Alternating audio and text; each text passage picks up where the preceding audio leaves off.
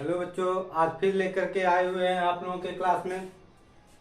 क्या शिक्षा मनोविज्ञान के कुछ महत्वपूर्ण प्रश्नोत्तरी। क्या होता है प्रश्नोत्तरी से कि थियोरेटिकल पेपर आप पढ़ते जाए, जितनी थियोरी आप पढ़ते जाए ज्ञान तो बढ़ता है, लेकिन अगर कुछ प्रश्नों को आप नहीं करते हैं, कुछ प्रश्न जैसे नहीं कर प्रैक्टिस नहीं करते चलते हैं, तो क्या होता है कि थियोरी लाख पढ़ते रहिए वो भूलता रहता है। क्या होता है वह भूलता जाता है। क्यों भूलता जाता है? उसका नियम ये है कि पढ़िए आप चाहे जितना, बिना लिखे आपको ज्ञान नहीं मिल सकता है।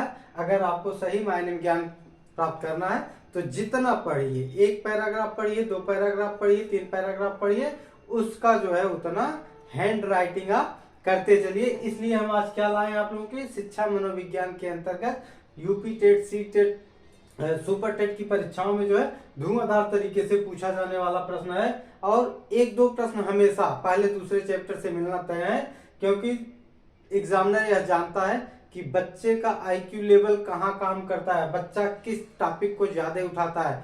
आप उठाएंगे, आप सीखना वाला टॉपिक उठाएंगे। किसको उठाएंगे? सीखना बुद्धि को उठाएंगे, संवेग को उठाएंगे, क्योंकि उधर से समस्यात्मक बालक को उठाएंगे, पिछड़े बालक को उठाएंगे। इसीलिए हमने क्या किया कि आप लोग कुछ प्रश्न दे रहे हैं कि वह उस टॉपिक के बारी बारी से टॉपिक को पढ़ाएंगे और उसके साथ साथ उस टॉपिक का प्रश्न भी लाएंगे। अभी हमारा यह पहला चैप्टर, पहला टॉपिक चल रहा है, तो इसलिए हमने क्या किया कि आज बीच बीच में आप लोगों को प्रश्नोत्तरी दे रहे हैं। तो चलिए स्टार्ट करते हैं। पहला क्वेश्चन हमारा क्या है कि आधुनिक समय में मनोविज्ञान को किसका विज्ञान माना जाता है? किसका विज्ञान माना जाता है? देखिए, जब मनोविज्ञान को परिभाषित किया गया था, जब बताया गया था, तो सबसे पहले हम आपको बता दें, मनोविज्ञान जो है साइकोलॉजी शब्द है। क्या है? मनोविज्ञान को अंग्रेजी में साइकोलॉजी कहते हैं। ठीक, उसमें साइके प्लस लोगस दो शब्द हैं। क्या? साइके प्लस लोगस दो शब्द हैं। तो उसमें जो साइके पहला शब्द है उसी को जो है क्या माना गया है? आत्मा का विज्ञान माना गया है। क्या माना गया है? साइके, उसमें आत्मा का विज्ञान माना गया है। आत्मा का विज्ञान के साथ साथ कहा गया कि आधुनिक समय, उसमें आत्मा के विज्ञान को, इसी परिभाषा को चार रूपों में डिवाइड किया गया है। क्या? आत्मा का विज्ञान, मन का विज्ञान, चेतना का विज्ञान और व्यवहारवाद। ठीक, तो मनोविज्ञान किसका विज्ञान माना गया है? या बेटा व्यवहारवाद का माना गया है। किसका माना गया? व्यवहारवादी मनोवैज्ञानिक। ठीक है, अभी व्यवहारवाद क्या है? ये व्यवहारवाद है और यह 20वीं सदी में आया था। कब आया था? 20वीं सदी में व्यवहारवाद को लाया गया था मनोविज्ञान में। और व्यवहारवाद के जनक कौन माने जाते हैं? व्यवहारवाद के जो जनक हैं, यही लिख देता हूं, वाटसन है। कौन है? वाटसन महोदय है। कौन है? वाटसन महोदय है। फिर से देख लीजिए, आधुनिक समय में मनोविज्ञान किसका विज्ञान है? तो व्यवहारवाद का विज्ञान है या व्यवहारवादी विज्ञान है। अब व्यवहारवाद में क्या होता है कि व्यवहारवाद जो है 20वीं सदी में आया। हमारे बीच कब आया? शिक्षा मनोविज्ञान में, मनोविज्ञान में कब आया? 20वीं सदी में आया। 20वीं सदी में जो वाटसन है क्या है? व्यवहारवाद के प्रमुख मनोवैज्ञानिक माने जाते हैं। दूसरा क्वेश्चन, चलिए दूसरे क्वेश्चन पर हम लेकर के चलते हैं। हमें कुछ और इसके अतिरिक्त कुछ और क्वेश्चन बताएंगे आपको। सर्वप्रथम मनोविज्ञान को किसका विज्ञान कहा गया? ठीक, हमने अभी अभी आपको चर्चा किया, इसी प्रश्न पर लेकर के चर्चा किया कि मनोविज्ञान जो अंग्रेजी के साइकोलॉजी शब्द का, क्या साइकोलॉजी शब्द से बना हुआ है, वह साइकोलॉजी क्या है? दो शब्दों से बटा हुआ है। क्या? एक तो साइके, दूसरा लोगस। तो जिसमें जो साइके है उसका अर्थ ही हिंदी में क्या होता है? आत्मा होता है। क्या होता है? क्या होता है? आत्मा। क्या होता है? आत्मा। सर्वप्रथम मनोविज्ञान को किसका विज्ञान कहा गया? तो सर्वप्रथम मनोविज्ञान को जो है आत्मा का विज्ञान कहा गया। किसका विज्ञान कहा गया? आत्मा का विज्ञान कहा गया। अब यहाँ आत्मा का विज्ञान कहा गया तो कब कहा गया? 16वीं सदी में। कब कहा गया बेटा? 1600 ईस्वी या 16वीं सदी में जो इसे आत्मा का विज्ञान कहा गया। और इसके जो मनोवैज्ञानिक हुए कौन हो? प्लेटो हुए। कौन हो? प्लेटो हुए, अरस्तु हुए। कौन हुए? अरस्तु हुए और डेकार्टे महोदय हुए। प्लेटो, अरस्तु और डेकार्टे को माना गया। तीसरा प्रश्न हमारा क्या है? फटाफट लेकर के चलते हैं, आपको आ जाना चाहिए अब कि किसका विज्ञान माना गया? आत्मा का विज्ञान माना गया। अब बीच में क्या था? मन का विज्ञान। क्या? किसका? 16वीं सदी हो गया, 20वीं सदी हो गया, दो ही सदी बचे। 16 से 20 में 17वीं बची, 18वीं और 19वीं। ठीक, 17वीं, 18वीं और 19वीं सदी। ठीक, तो फिर बीच में हम रिमाइंड करा देते हैं। आत्मा के विज्ञान 17वीं सदी में क्या माना गया? मन का विज्ञान माना। मनोविज्ञान मन का विज्ञान है, तो उसके मनोवैज्ञानिक कौन माने जाते हैं? पंपोलॉजी माने जाते हैं। ठीक, इसके बाद 18वीं 19वीं सदी में, ठीक, शिक्षा मनोविज्ञान की उत्पत्ति कब हुई? देखिए आ गया हमारा प्रश्न। क्या शिक्षा मनोविज्ञान की उत्पत्ति कब हुई 19वीं सदी में। कब? 19वीं सदी में। ठीक, शिक्षा मनोविज्ञान की उत्पत्ति हुई। तो जब शिक्षा मनोविज्ञान की 19वीं सदी में उत्पत्ति हुई तो यही मनोविज्ञान किसका विज्ञान माना गया? आत्मा का विज्ञान माना गया। चार अर्थों में जो है 19वीं सदी में कौन हुआ? वुंट और टीचनर हुए। कौन? विलियम वुंट और टीचनर हुए। इन्होंने ही सबसे पहले, विलियम वुंट ने ही क्या किया था? विलियम वुंट महोदय ने ही सबसे पहले मनोविज्ञान की प्रयोगशाला, किसका? मनोविज्ञान की प्रयोगशाला बेटा, मनोविज्ञान की प्रयोगशाला, ठीक है, स्थापित की। मनोविज्ञान की प्रयोगशाला स्थापित की। ऊपर का मिटा करके लिख देते हैं उसी सीट में, आप लोग समझिएगा। मनोविज्ञान की प्रयोगशाला कहाँ स्थापित की है? इसको जर्मनी में। कहाँ? जर्मनी में स्थापित किए। जर्मनी में। अब जर्मनी में जब स्थापित किए तो इसका नाम क्या है? लिपजिंग विश्वविद्यालय। क्या? उस टाइम का लिपजिंग विश्वविद्यालय। इसे हम कार्ल मार्क्स विश्वविद्यालय के नाम से भी जानते हैं आधुनिक समय में। अगला क्वेश्चन हमारा क्या है? प्रयोगात्मक मनोविज्ञान का जनक माना गया है।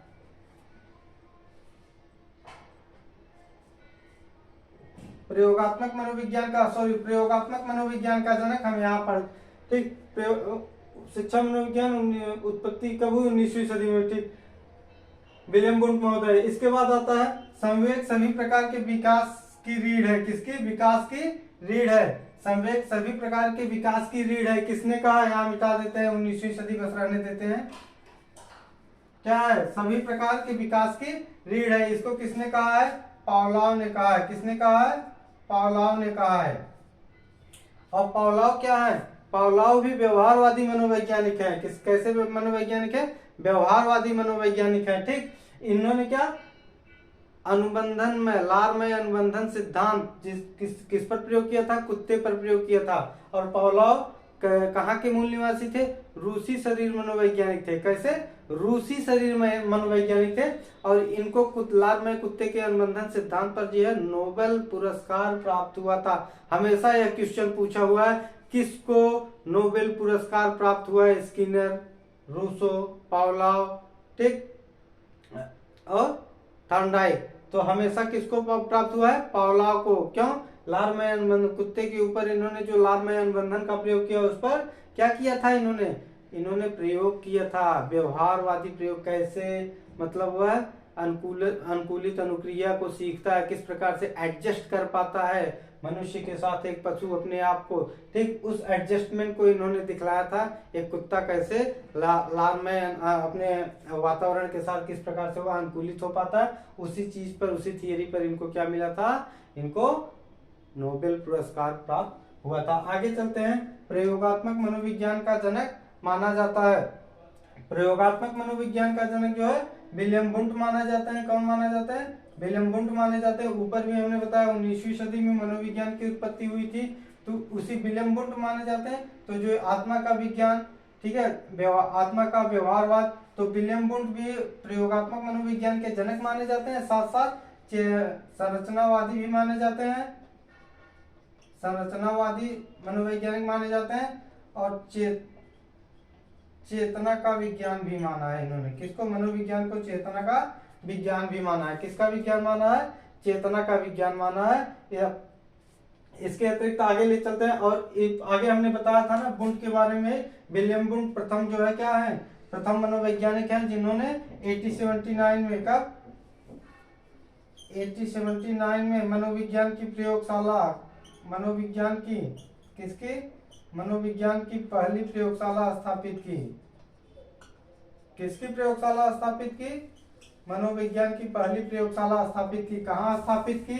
ठीक, जर्मनी में। कहाँ स्थापित की बेटा? जर्मनी में। ठीक, क्या नाम था? लिपजिंग विश्वविद्यालय। क्या? लिपजिंग विश्वविद्यालय। ठीक, आधुनिक समय में इसे हम कार्ल मार्क्स के नाम से भी जानते हैं। किसके नाम से? कार्ल मार्क्स के नाम से। कार्ल मार्क्स नाम क्यों पड़ा? कार्ल मार्क्स एक जो है विचारक है, बहुत बड़ा चिंतक है। ठीक, इसको हम फिर से एक बार आप लोग आइए देखते हैं। क्या है कि आधुनिक समय में मनोविज्ञान को किसका विज्ञान माना गया? व्यवहारवादी मनोविज्ञान, व्यवहारवाद माना गया। व्यवहारवादी कौन है? वाटसन है। कब माना गया? 20वीं सदी में माना गया। सर्वप्रथम मनोविज्ञान को किसका विज्ञान कहा गया? आत्मा का विज्ञान कहा गया। कब कहा गया? 16वीं सदी में कहा गया। ठीक, शिक्षा मनोविज्ञान की उत्पत्ति कब हुई है? 19वीं सदी में हुई। कब हुई है? 19वीं सदी में हुई है। ठीक, इसके बाद संयोग संवेग सभी प्रकार के विकास की रीढ़ मानी जाती है। किसने कहा? पावलोव ने कहा है। अगला, प्रयोगात्मक मनोविज्ञान जनक माना गया है, विलियम वुंड को माना गया है। किसको माना गया? विलियम वुंड को माना गया। वुंड के बारे में क्वेश्चन कई तरीके से पूछता है कि शिक्षा मनोविज्ञान या मनोविज्ञान की प्रथम प्रयोगशाला कौन स्थापित किया? विलियम वुंड ने किया। कब किया? 1879 में किया। ठीक, कहाँ किया? जर्मनी में किया। किस विश्वविद्यालय? उसका क्या नाम पड़ा? लिप्जिंग विश्वविद्यालय या कार्ल मार्क्स विश्वविद्यालय के नाम से जाना जाता है। ये हमारा क्वेश्चन है। एक क्वेश्चन और ले लेते हैं। क्वेश्चन क्या है? लिख करके ही लेते हैं, ऊपर से मिटा करके थोड़ा सा।